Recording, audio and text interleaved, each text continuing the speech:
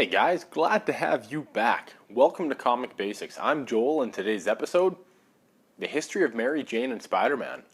Why she's his true love.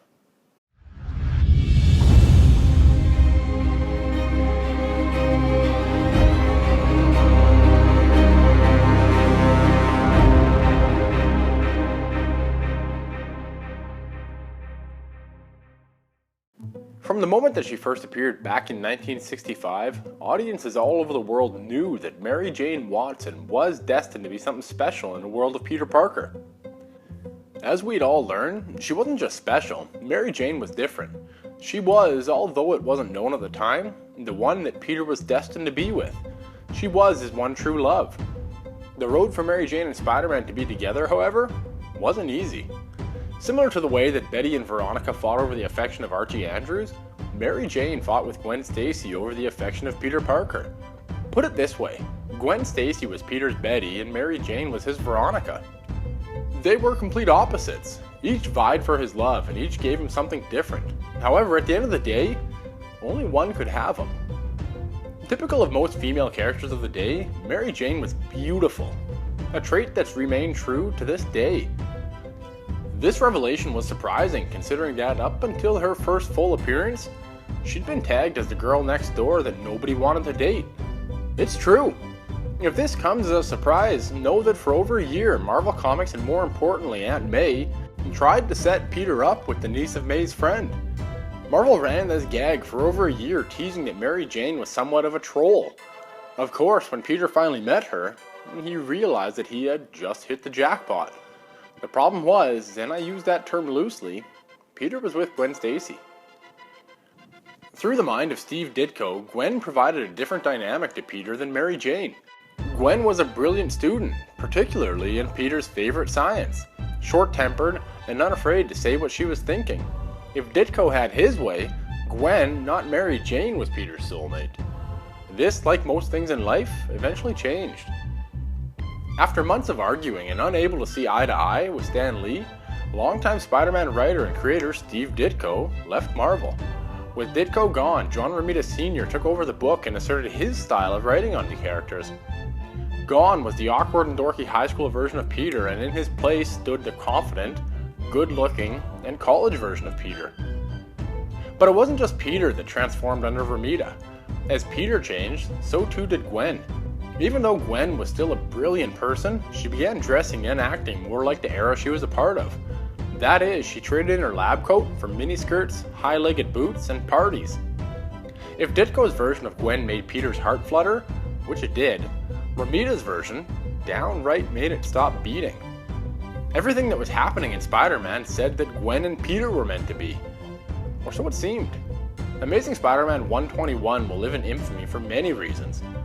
Not only did it kill the Silver Age of comics and usher in the Bronze Age of comics, but it also instantly changed the Spider-Man character. And how did it do this? It did the one thing that nobody thought imaginable. It killed Gwen Stacy. After learning who Spider-Man really is, the Green Goblin kidnaps Gwen Stacy and throws her off the George Washington Bridge. Panicking, Spider-Man shoots out some webbing to catch her.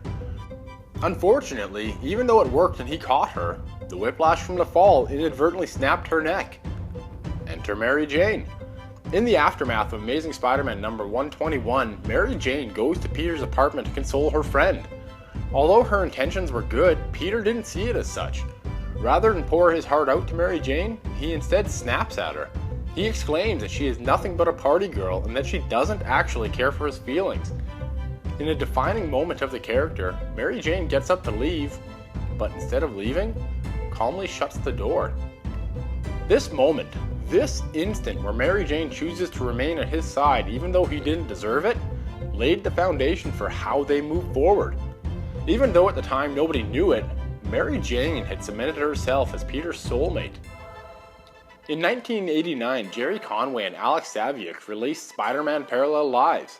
This landmark graphic novel did more for the character of Mary Jane than the previous 20 years. Let me explain. Conway told a story that proclaimed Mary Jane was infatuated with Spider-Man from his beginning.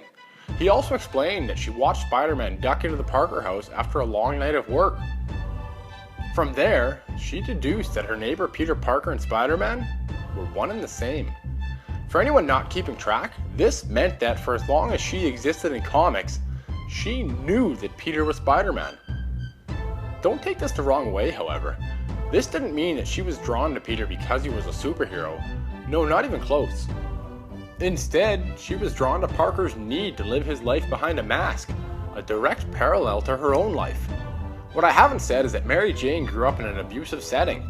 To avoid questions or pity, she purposely came across as shallow and never really all there. Like Peter in his Spider-Man mask, Mary Jane changed her persona to mask her own history and to hide her suffering. This small, well, not so small tweak to the character changed everything. For everything that she was and claimed to be, Peter quickly learned that Mary Jane was someone he could trust. Remember, she knew his deepest secret and kept it from him and the world for many years. By all accounts, Mary Jane was well ahead of the curve. Mary Jane was a sense of maturity that Peter had never experienced before. For lack of a better description, she was the experience he needed without being the age that experience typically comes with. Just think about it. Mary Jane knew that Peter was Spider-Man before he wanted her to know, watched him cope with his dead uncle, knew that he was learning to handle his double life as a superhero, and more.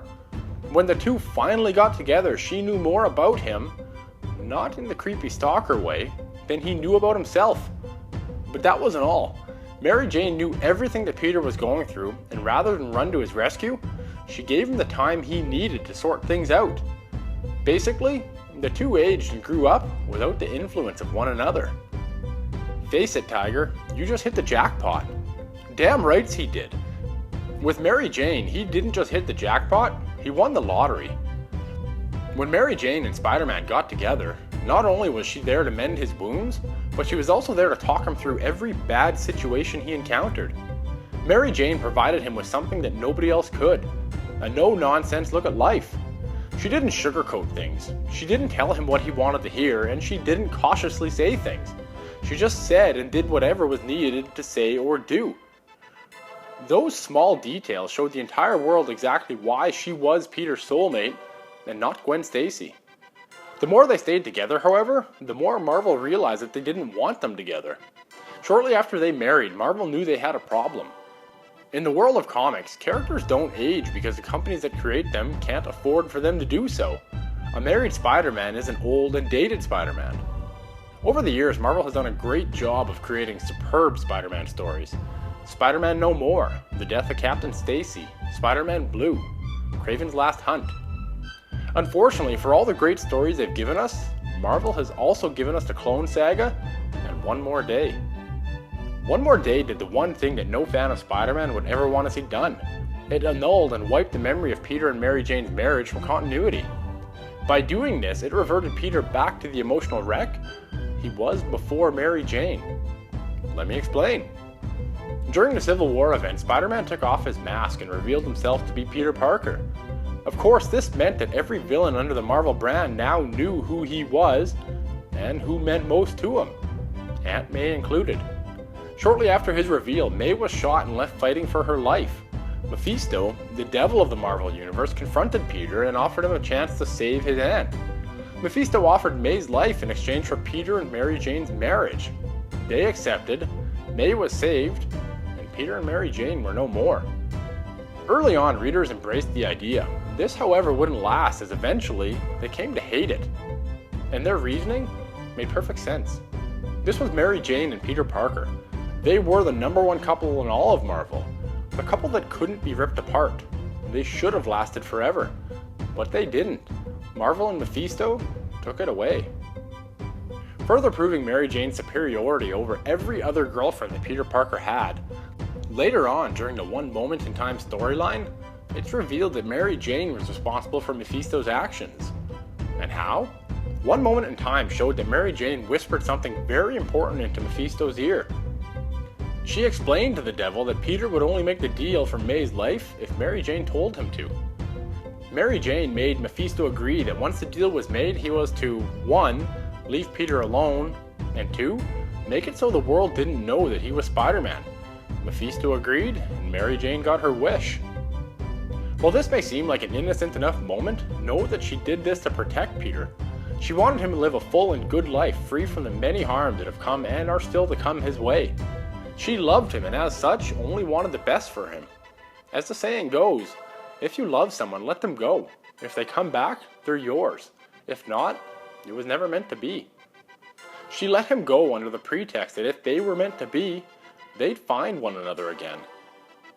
Mary Jane and Spider-Man are each other's true love. Sure, Gwen Stacy was his first love, but nothing more than that. Mary Jane was his friend, best friend, helped him in times of sorrow, and became his girlfriend only after both had achieved considerable growth. She is the only to remain by his side, knowing that he's Spider-Man, and is the reason that he comes home every night. Their relationship isn't built on lust, good times, and youth.